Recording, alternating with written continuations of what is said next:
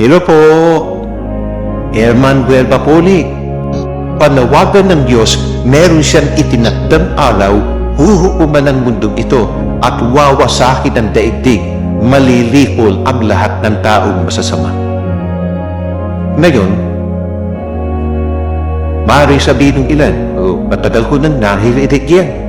Sinabi na yan ng lolo ko, pero hanggang ngayon wala pa. Ba't kaya po ba hindi pa nagaganap yung panawagan at ibinabala ng Panginoon Diyos na araw ng paghuhukom? Ang makakasagot po, Biblia rin.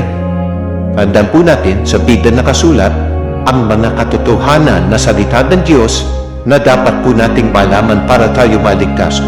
Balikan natin uli ang 2 Pedro 3:7 po, binasa ko na kanina, pero ngayon po itutuloy po natin sa talata 9. Ngunit ang sangkalagitan na yon at ang lupa sa pamamagitan ng dayunding salita ay iminatan talaga sa apoy na itinataan sa araw ng paghukom at ng paglilipol sa mga taong masama.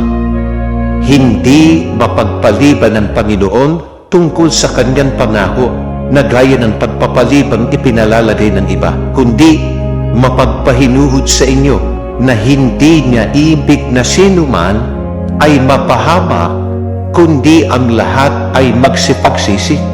Ingat po palagi. God bless po.